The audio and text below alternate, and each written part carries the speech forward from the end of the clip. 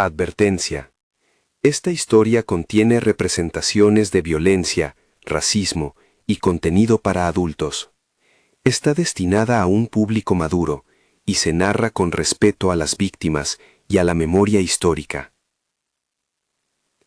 Ella había vivido 15 años en silencio, y la hacienda lo sabía, como quien guarda una reliquia polvorienta en el rincón más oscuro de su casa.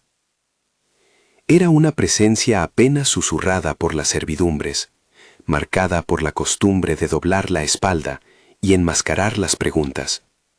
Una mujer que aprendió a medir sus deseos con la precisión de los relojes del despacho del varón. En los patios donde el sol arrastra sus sombras largas, la señora, Leopoldina, aunque pocos pronunciaban su nombre con la ternura que en él cabe, caminaba con la formalidad de quien ha interiorizado la obligación, satisfacer la etiqueta antes que el corazón. Su matrimonio con el varón era un pacto de posesión y utilidad. Él tenía la hacienda, el dinero, la autoridad. Ella tenía la figura que debía sostener esa autoridad frente a los forasteros y la corte social. Entre ambos, una sombra. Entre ellos, un frío que no se cerraba con artículos de lujo ni con la repostería de su mesa. El varón tenía orgullo y mandato, una voz de trueno que imponía órdenes y una presencia que consolidaba el territorio. Tenía también un secreto que, en las noches en que la casa respiraba, lo consumía. Impotencia. No la impotencia que en las novelas humilla a los hombres, sino una ausencia que era una herida íntima, un muro entre su cuerpo y la mujer a la que poseía. Era algo que no decía. Lo sabía la casa por las sábanas intocadas, por la distancia de los lechos, por la frialdad de las despedidas. Para él, ese fracaso era intolerable, no por carencia de deseo, sino por lo que representaba para su honor. La impotencia en un hombre de su estatura social era una pequeña traición irreversible.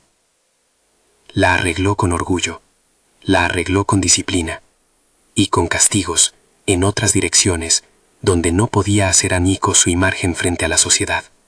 La hacienda, un vasto mundo de tierra y labores, tenía su propio latido, el viento que arrastraba el café, las hojas que crujían al mediodía, los insectos que curtían el silencio de la noche. Allí, la rutina era una liturgia que repetía oficios y lugares. Las criadas atendían con manos que sabían calibrar la paciencia. El capataz, un hombre de mirada pétrea, organizaba las jornadas con la severidad de quien teme el caos. Los trabajadores iban y venían como piezas de un gran mecanismo. En esa maquinaria humana se introdujo un cuerpo joven, nuevo y extraño como una nota afinada en una sinfonía que hacía años no admitía sorpresas.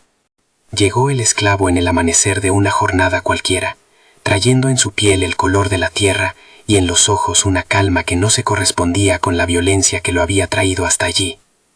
Se llamaba Manjolo, y su nombre no tenía la solemnidad de los títulos, sino la música de aquello que resiste, corto, firme, humilde.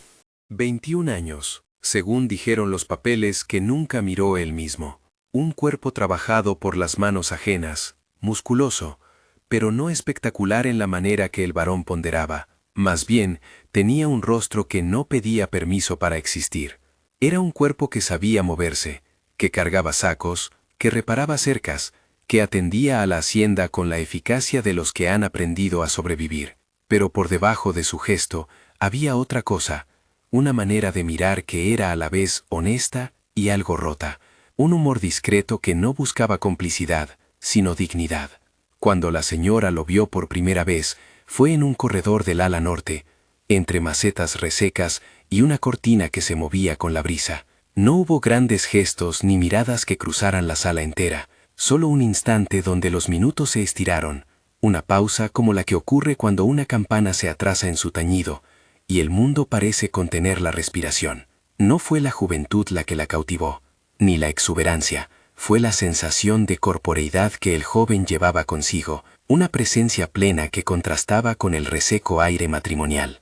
Su vientre, su espalda, la manera en que su camisa rozaba su cuello, todo eso devolvió a la señora lo que creía perdido, calor en la memoria del cuerpo, un rumor de vida que no estaba prohibido por la etiqueta, sino por décadas de resignación.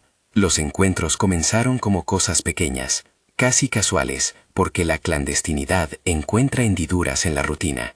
Manjolo traía periódicamente leña al despacho donde la señora recibía a los administradores. A veces le ofrecía una fruta silvestre que había guardado de su carga, otras dejaba un trozo de tela limpia al costado del lecho, sin palabras. No fue a través de gestos ostentosos que se tejió su relación, sino por microcosas, una servilleta doblada con cuidado, una mirada larga mientras la lluvia golpeaba el alero, una risa suave que ella no creía capaz de pronunciar. En la cercanía, ella redescubrió partes de sí misma que creía marchitas, la voz que recordaba de su juventud, la curiosidad por el mundo que la rodeaba, la ternura fría hacia la primavera de la vida. Él, por su parte, encontró en ella algo que no le había sido otorgado por la ley: conversación, escucha, la posibilidad de ser mirado como humano completo, con sus recuerdos y sus dolores. Hubo desde el principio una tensión que ninguno de los dos forzó deliberadamente y que sin embargo siempre estuvo presente: el peso desigual del poder. La hacienda, como toda institución de su tipo, era un lenguaje de señores y subordinados. Las reglas no eran solo costumbres,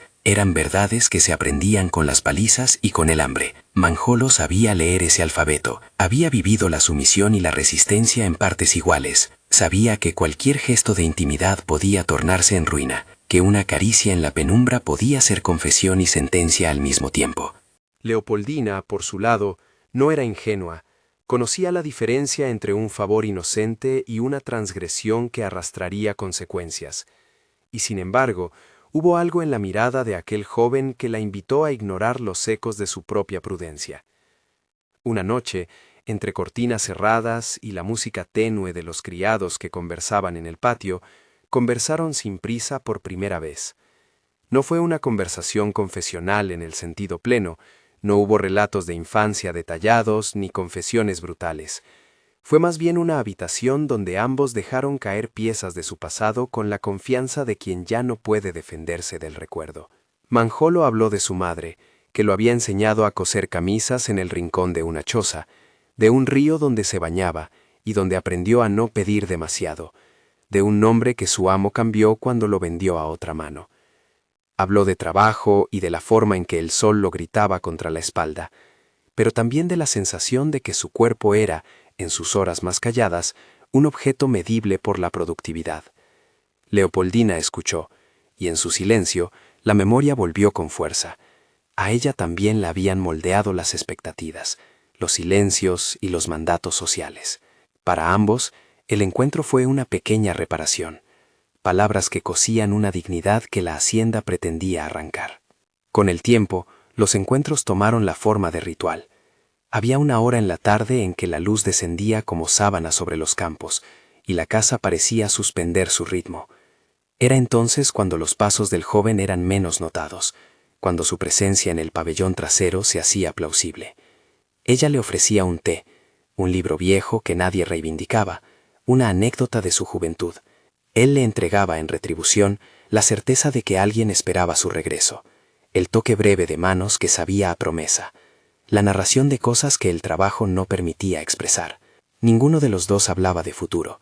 La palabra parecía demasiado peligrosa, pero los gestos elegían un idioma más simple: mirar a los ojos, rozar una muñeca, oír el nombre del otro dicho sin miedo. La comunidad, por su parte, respiraba en otra clave. Los criados y el capataz miraban con una mezcla de protección y temor. Entre ellos había códigos no escritos: proteger a quienes no podían protegerse abiertamente, callar para que nadie sufriera más, hacer que la vida fuera posible pese a las reglas del poder. Algunas criadas, con una discreción que era a la vez complicidad y ética, cuidaban de la señora cuando sus ojos se humedecían. Otras miraban a Manjolo como se mira a un hermano al que se le debe la libertad. El capataz, hombre de hierro en las duras jornadas, no fue el último en nopar la atmósfera que se hilvanaba. Tomó la decisión de no intervenir, al menos durante un tiempo, como si su silencio, calculado y pesado, fuese una manera de proteger una pequeña felicidad que consideraba frágil. De ese modo, la clandestinidad encontró aliados inesperados. La víspera de la cosecha, el olor de la leña, la mano que cerraba la puerta apenas lo suficiente para que no se viera desde el patio. El varón, como es natural en hombres de su temple, no ignoraba las leyes no escritas de la casa. Su presencia era como un telón que no se alzaba. El rumor de la vida secreta en su propiedad debía, pensaba él, ser imposible. Sin embargo, no era tonto. Los dones de la observación le sobraban y aprendió a percibir los desbalances y las fracturas que amenazaban su dominio. Empezó por pequeñas molestias, una servilleta mal colocada en la mesa, un crujido de suelos distinto a la hora que correspondía, una expresión contenida en la cara de su esposa que se le escapaba por las mañanas. El orgullo lo mantenía en una vigilancia constante, aunque su masculinidad, herida por la impotencia, lo impulsaba a cerrar la herida como fuese, con disciplina, con autoridad, con castigos que redimieran su honor. En una de esas tardes en que el cielo parecía pintarse de ocre y las sombras se alargaban hasta ocultar los charcos de la carretera, Leopoldina y Manjolo llevaron su intimidad a un acto que podría considerarse un desafío. Intercambiaron un objeto de valor emocional. No fue joya ni dinero lo que se dio, fue una pieza de tela, una camisa vieja que ella había conservado desde cuando aún le quedaba la esperanza de que su vida privada cambiara. Era una camisa que había pertenecido a un recuerdo, una reliquia doméstica que la hacía sentir mujer de otra manera. La entregó envuelta en silencio, con la gravedad de quien confía un secreto absoluto. Él la tomó con manos abiertas, como quien recibe un regalo sagrado, y la trazó con la yema de los dedos, una mueca que era gratitud, que era dolor. Para él, esa camisa significaba algo que la hacienda no podía comprar, testimonio de que había sido visto por otra mirada que no fuera la del amo, que alguien había reconocido su humanidad de manera explícita. Los encuentros se multiplicaron en sutilezas. A veces, desde lejos, la señora se detendría en el corredor para mirar la línea del horizonte donde él trabajaba. Otras, Manjolo regresaría con un rizo de su cabello enredado, un detalle tan pequeño que hablaba de intimidad. Sus conversaciones empezaron a bordear confesiones más hondas, el origen del nombre de él, un amo anterior que le había marcado sin quebrarlo del todo, la sensación de desarraigo que llevaba en la lengua. En una de esas noches, él habló, con la lentitud de quien mide cada sílaba, de un sueño que tenía de niño, regresar a un pueblo que no recordaba del todo, buscar a una mujer que quizás fuese su madre, encontrar un lugar donde el trabajo no fuera sinónimo de humillación. Leopoldina escuchó con los ojos cerrados, imaginando ese retorno como un barco que la llevara fuera del seco mar de su matrimonio.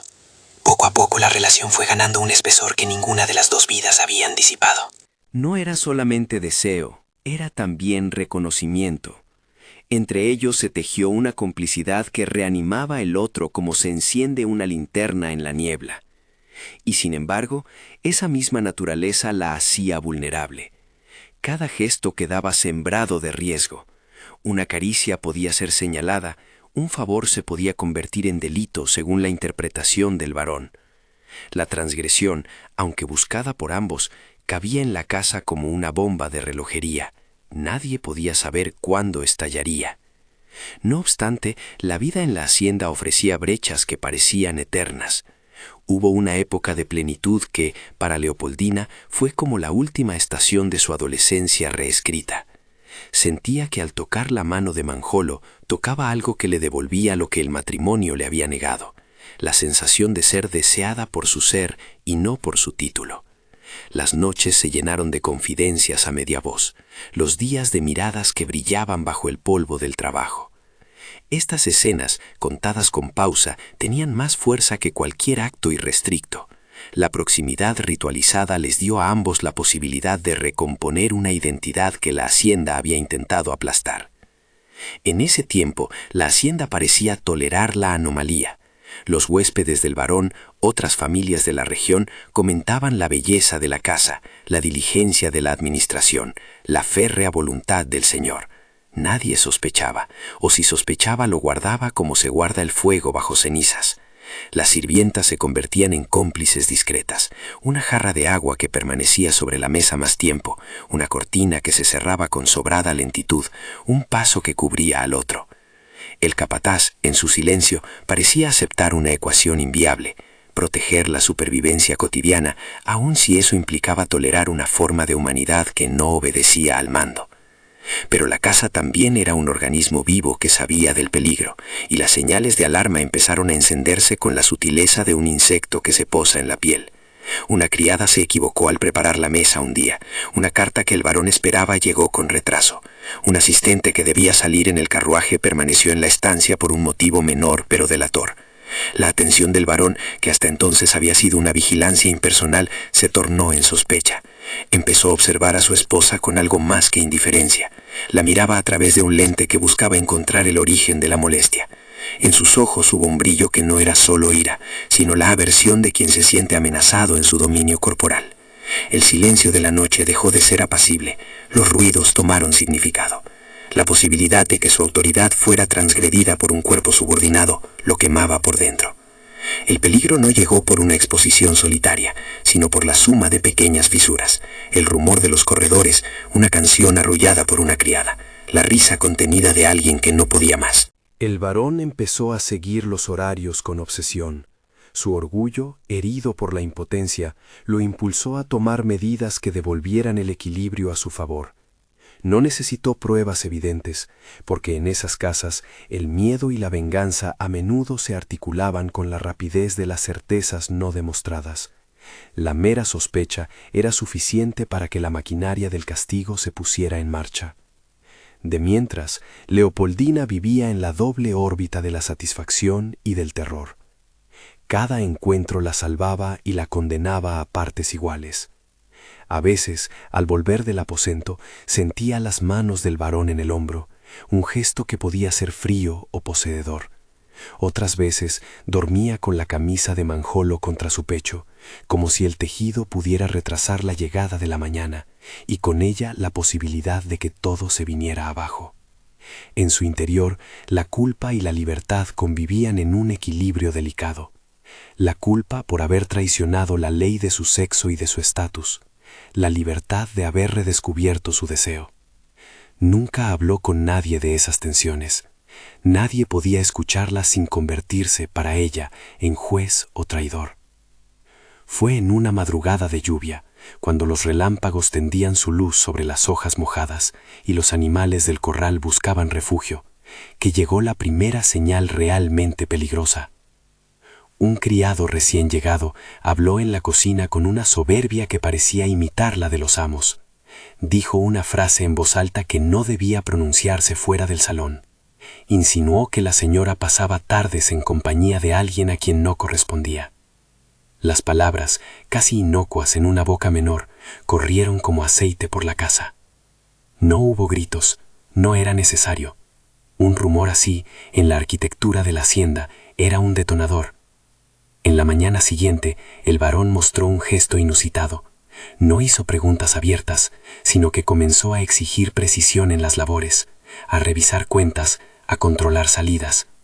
Sus ojos, que habían sido antes como puertas cerradas, se convirtieron en trampas. La tensión se espesó, y con ella la sensación de que algo inevitable se aproximaba. Los encuentros se volvieron más cautelosos, las conversaciones más breves. Manjolo, hombre que sabía leer las señales del miedo, empezó a hablar de fuga como si pensara en el asunto con seriedad, no como un plan, sino como una posibilidad que debía ser barajada. Hablaba con frialdad, con la precisión de quien cuenta las piezas de un reloj y calcula cuánto tiempo resta. Para él, la hacienda era una prisión, y al mismo tiempo, en la compañía de Leopoldina, un lugar donde, por momentos, había sido humanizado. Decidir marcharse implicaba dejar atrás algo que le había devuelto la voz. Quedarse implicaba arriesgar esa misma voz. Leopoldina, por su parte, sintió cómo el miedo la convertía en una especie de mujer adulta mucho más feroz de lo que había sido en años, no por fuerza física, sino por voluntad. Empezó a tramar pequeñas medidas de protección. Ocultó un trozo de la camisa de manjolo en un pliegue secreto de su cofre. Almacenó monedas para algún imprevisto. Habló con una criada de confianza sobre rutas discretas por la noche. Su proyecto no era la libertad pública ni el escándalo. Era la salvaguarda de aquello que amaba en silencio. La clandestinidad, que hasta entonces había sido una fiesta íntima, se organizó en una red frágil pero articulada. En una cena en la que el varón parecía soslayar la tormenta que comenzaba a formarse, la señora afrontó una conversación que marcó una fractura. Él habló con la calma de quien busca someter más que de quien desea entender, del honor, de la propiedad, de lo que una casa como la suya no podía tolerar. No la acusó de frente, más bien la colocó ante un espejo donde debía elegir entre su papel de esposa y lo que su corazón le dictaba. Leopoldina no respondió con la dignidad de la cándida víctima.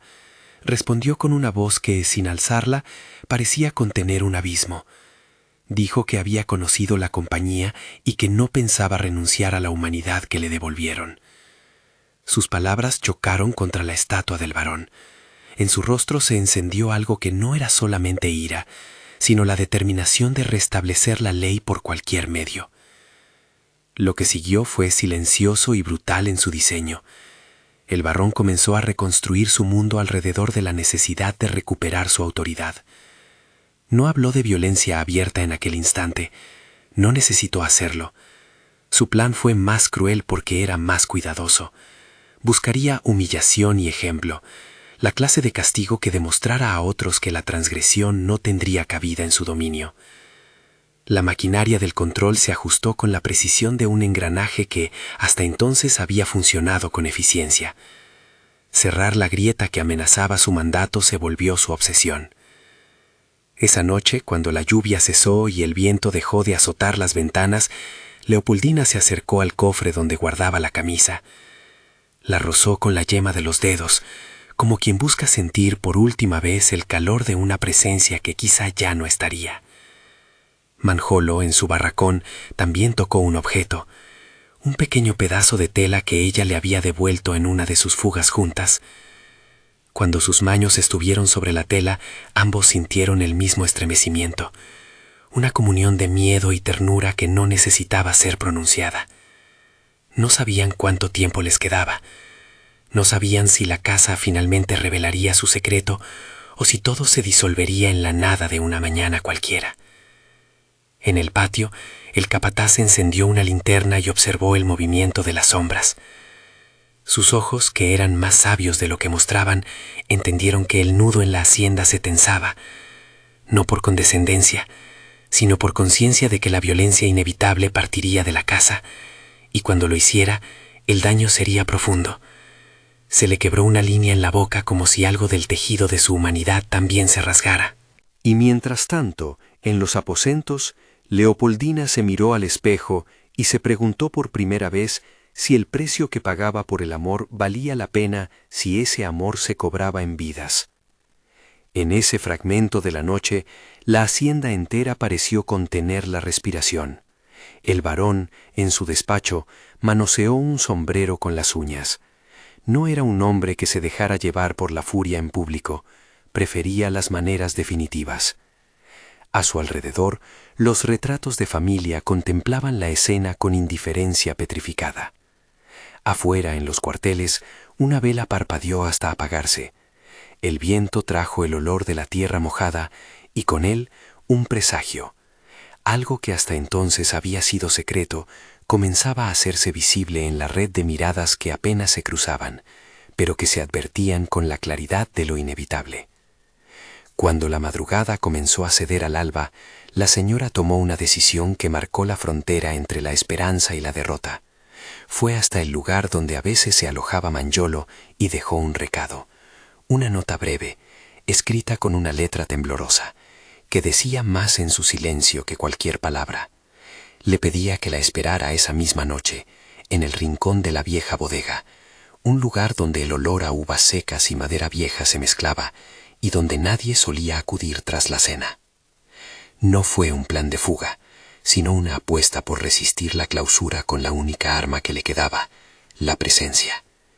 Él encontró la nota con manos que no temblaron, la guardó en el pecho como si se tratara, otra vez, de un talismán. La historia no se detiene aquí, en la calma anterior a la tormenta, porque las historias verdaderas rara vez mantienen su compás cuando se han vuelto asunto de poder. Hay un momento en que los secretos se vuelven demasiado pesados para seguir siendo soportados por las paredes de una casa. en esa línea difusa entre la protección y la condena, la hacienda empezó a preparar su respuesta.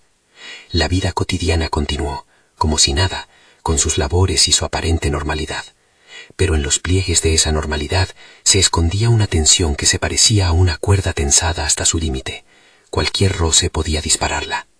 Aquella mañana, bajo un cielo que prometía calor, la casa se desplegó con la aparente indolencia de siempre, mientras en los corazones de sus habitantes se tejían decisiones que, en pocas horas, transformarían para siempre lo que hasta entonces había sido un refugio.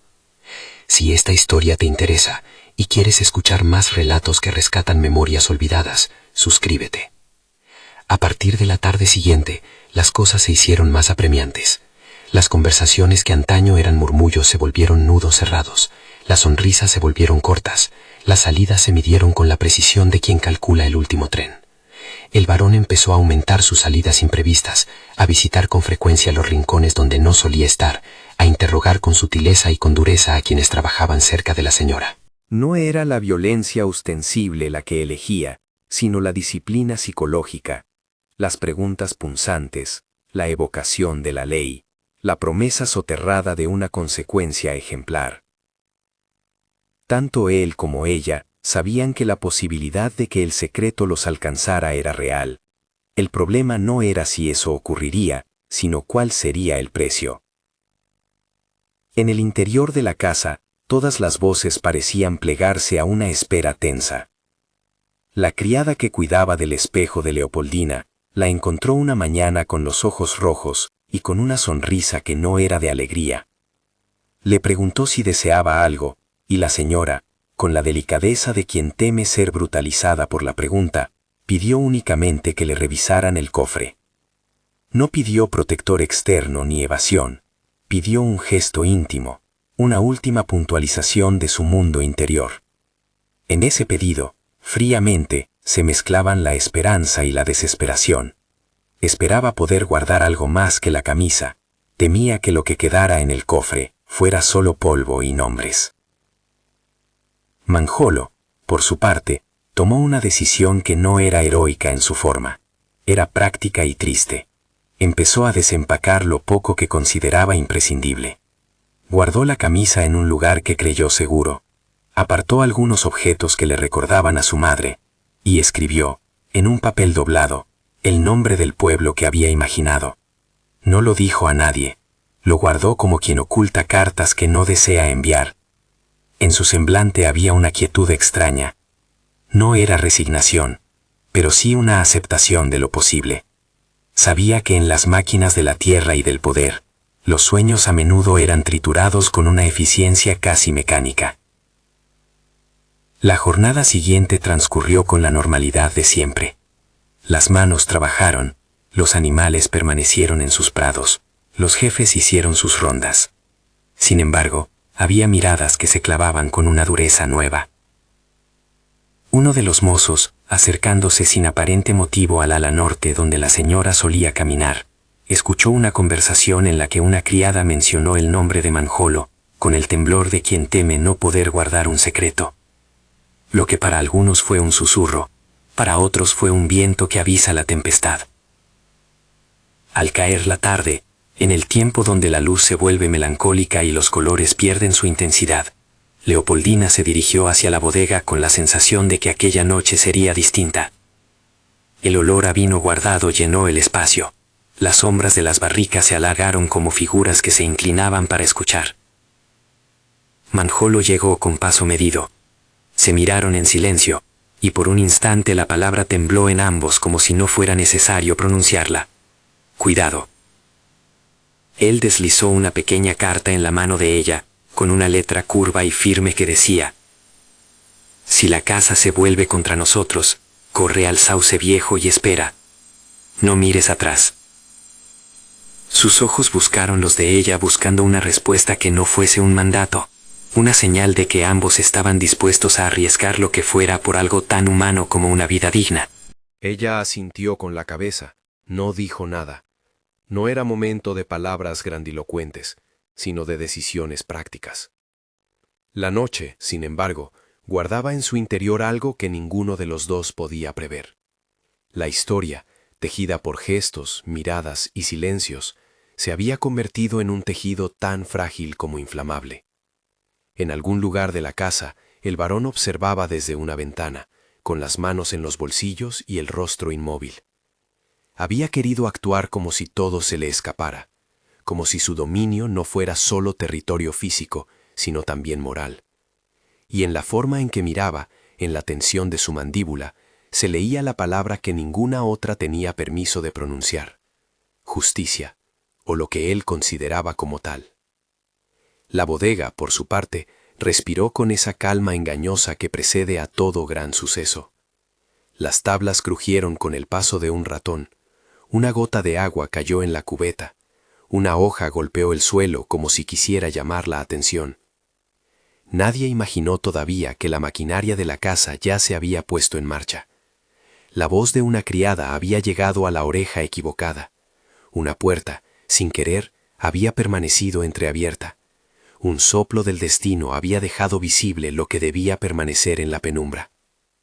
Y así, en la calma que nunca lo es del todo, la noche avanzó hacia el punto en que los secretos y los poderes harían choque irrevocable.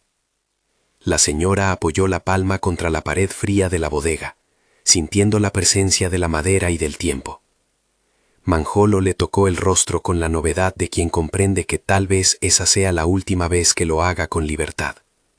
Sus manos se separaron lentamente, y en la distancia breve se alinearon los destinos, uno marcado por el privilegio y la rabia, el otro por la resistencia y la ternura. Afuera, la luna cortaba con su luz el perfil del paisaje. Dentro, la casa preparaba su respuesta. El varón esperaba detrás de la sombra de la enramada, como un depredador que ha aprendido a disimular la paciencia. Cuando la puerta de la bodega se abrió y la luz se filtró en una hilera hasta tocar la madera, supo que su hora había llegado. No hubo gritos ni improvisaciones, hizo llamar a dos hombres de confianza, y con la frialdad de quien decide un destino en la calma, trazó el gesto que convertiría sus celos en espectáculo. No quería simplemente castigar, quería instituir un recordatorio, un catecismo para cualquiera que pensara romper la jerarquía. La casa tenía que volver a saber cuál era su ley. Lo que siguió fue una operación contenida y terrible. El capataz, obediente a su propia lógica de conservación, organizó la salida. A la luz de faroles, se reunieron afuera unos cuantos hombres que no hablaban y se cubrieron las manos con la habitual rutina del deber. No eran los verdugos de una fábula sangrienta, eran hombres de la hacienda, acostumbrados a traducir la sospecha en castigo. Todo se movió con una eficiencia tan cotidiana como brutal. Cuando irrumpieron en la bodega, Leopoldina y Manjolo no tuvieron tiempo de articular una defensa. La sorpresa fue absoluta. Un ruido de botas en la tierra, la puerta que se cerraba como una trampa. El varón entró con una máscara de calma calculada, los dedos apretando el mango de su bastón como quien sostiene la última razón de su mundo.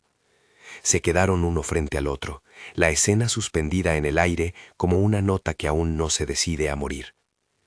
No hubo diálogo extensísimo. Las palabras, cuando vinieron, fueron como golpes. El varón habló de honor y de propiedad, de leyes internas que debían preservarse. Leopoldina intentó explicar, luego intentó suplicar. Su voz se quebró en sí misma, y en esa rendija se coló la furia del hombre a quien la traición, real o no aginada, le había amputado la razón. Sus ojos, que habían sido templos del orden, se volvieron instrumentos de humillación. No buscaba diálogo, buscaba ejemplo.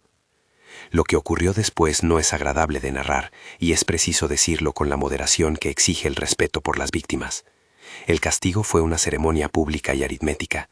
Los hombres de la casa cumplieron el rol que su sistema les imponía, y la bodega, con su olor a vino añejo, se llenó del ruido seco de la violencia que se administra bajo la excusa del restablecimiento del orden.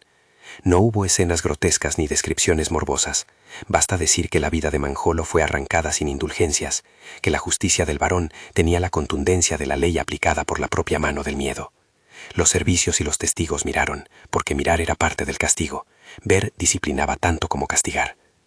Leopoldina, desde el borde de aquella pesadilla, sintió como algo en su interior se despedazaba por segunda vez. No fue solo el horror de la pérdida, fue la conciencia de haber participado, aunque solo por amor, en un tejido que la repudió. Cayó de rodillas entre las barricas como quien busca un refugio imposible. La camisa que ella le había dado, el fragmento que guardaba, quedó entre sus manos heladas.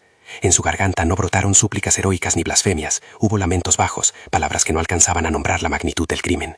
Todo aquello que habían sido encuentros íntimos se transformó en algo público y mortificante, y la hacienda, que hasta entonces había tolerado la anomalía, decidió que el precio por la transgresión debía ser ejemplar. El varón no se eximió de su propia degradación. Su victoria fue pequeña y ruidosa, pero la victoria suele dejar un vacío que no se llena con aplausos. Volvió a su despacho con la frialdad de quien cree haber restituido su mundo, pero la casa ya había percibido el sonido de la ruptura. Las miradas de las criadas, la sutileza en el andar del capataz, la forma en que los mozos evitaban el corredor norte, todo eso empezó a construir un silencio nuevo, más pesado que antes. No era el silencio de la obediencia, sino el silencio de quienes han visto la certeza del abuso y saben que el orden que lo sostuvo está, de algún modo, contaminado. En las semanas siguientes, la hacienda se transformó de maneras que no eran visibles desde afuera. Leopoldina envejeció en días. La vitalidad que la había definido pareció evaporarse de su rostro como agua en el barro.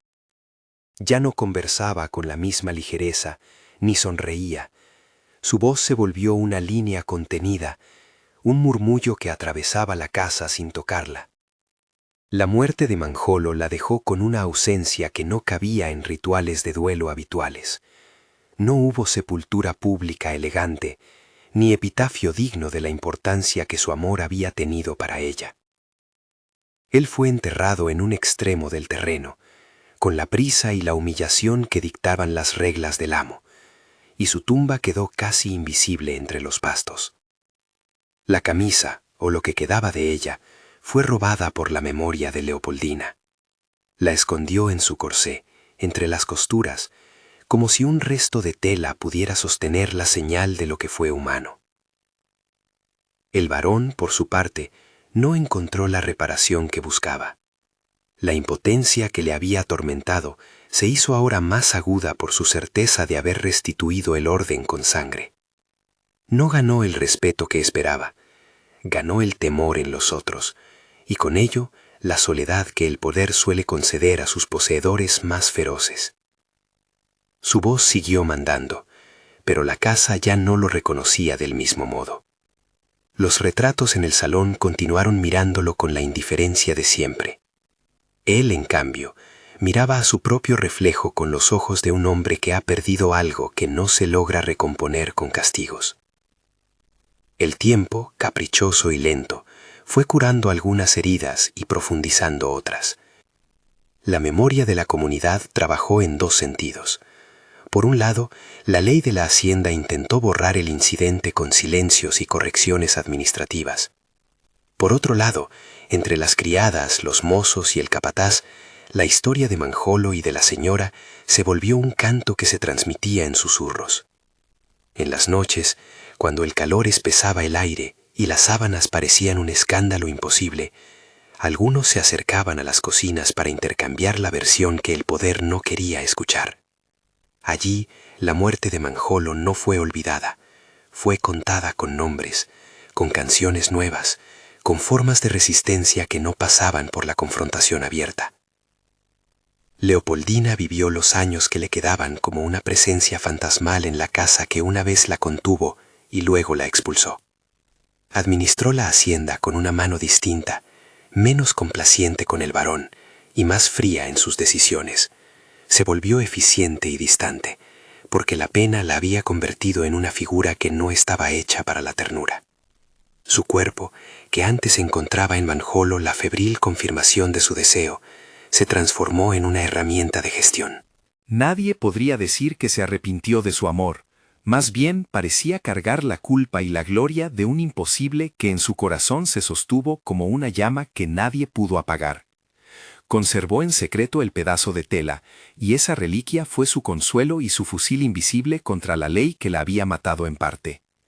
El varón, con su prestigio mermado por la sombra de la violencia, se fue apagando en la casa que había mandado toda su vida. No murió de forma espectacular. La ruina moral y la soledad suelen consumirse sin grandes gestos. Alguna vez, dicen las voces que mantienen estas memorias, se le vio mirando el horizonte con la mirada de quien ya no reconoce las coordenadas antiguas. Murió como vivió, con la apariencia intacta de quien siempre prefirió los signos del poder sobre las preguntas del alma. Su muerte no fue celebrada, ni lamentada con fervor, fue simplemente un hecho que la casa registró como otro elemento más en su larga historia. La verdadera transformación vino después. Los años depositaron en la hacienda rostros nuevos, costumbres que no eran exactamente las mismas, y nombres que la memoria suele trocar para sobrevivir. La historia de Leopoldina y Manjolo se convirtió en un relato que atravesó generaciones, en las plazas del pueblo cercano, en las cocinas, en el rumor de quien limpia una sala donde todavía una marca de la violencia permanece. Con el tiempo, la leyenda se hizo más compleja. Algunas la contaban como una historia de amor heroico, otras como el ejemplo trágico de cómo el poder devora lo que no comprende. Nadie la redujo a una sola versión, y quizá por eso sobrevivió. Los descendientes de las criadas, los hijos de los mozos, los nietos del capataz, todos tenían algo que decir. Una canción que hablaba de un cuerpo que fue visto, una metáfora que nombraba la camisa como estandarte, un dicho popular que recordaba la imposibilidad de retener la vida con el puño. En las noches de faena, entre el café y la espuma del trabajo, la gente cantaba sin dramatismos, con la calma de quien reconoce que la memoria es un refugio para las verdades que el poder intenta ocultar. Ese gesto colectivo, sencillo y persistente, fue la verdadera justicia que la hacienda no supo administrar, la narración continuada que dignificó a quien la ley había tratado como cosa. En la casa, la imagen de Leopoldina envejecida, con los ojos que guardaban el brillo de lo que había amado, quedó como un enigma para quienes la observaron. Murió con el trozo de tela entre las manos y con la certeza de que su amor no había sido un error, sino una reparación íntima contra el vacío impuesto por su época. La camisa, enterrada junto a ella o entregada a alguna mujer de confianza en el último suspiro, se convirtió en mito, relicario de una verdad que no cabía en los papeles oficiales. Pasaron las estaciones y las cosechas, pasaron conversaciones y mutaciones en la tierra, cambios en los nombres y en las herramientas. Pero en las noches largas, cuando la casa tiende a recordar sus olvidos, alguien siempre pronunciaba el nombre de Manjolo con una ternura que no pedía permiso. Se decía su historia alrededor de fogones, se la contaba a los niños con la intensidad justa para que comprendieran que la humanidad no se compra ni se vende. Y en esa narración simple, la vida de un hombre joven recobró la dignidad que le habían negado las cuentas y las leyes de la hacienda. Hoy, quienes recuerdan esa historia la cuentan de manera que el oído pueda entender la lección. El poder puede imponer reglas, pero la memoria guarda lo que la justicia no quiso custodiar. Se habla de Leopoldina como de una mujer que tuvo la valentía de buscar lo que le faltaba, aunque eso la condujera a la ruina. Se habla de Manjolo como de un hombre que encontró en la clandestinidad la posibilidad de ser persona, aunque esa posibilidad fuera arrebatada con violencia. Y se pronuncia, con cierta ironía amarga, el nombre del varón. El hombre que todo lo tuvo y que al final no supo conservar lo que en verdad importaba. La historia no pretende igualar víctimas y victimarios, ni otorgar una limpieza moral donde no la hubo.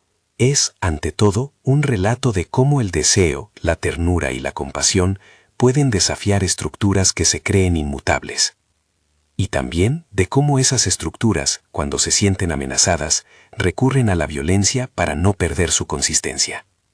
Es la memoria la que, entre susurros y cantos, devuelve sentido a lo que la opresión intentó ocultar. Si esta historia te conmovió, comparte para que estas memorias no se pierdan, y suscríbete para escuchar más relatos que rescatan las voces que la historia a veces intenta callar.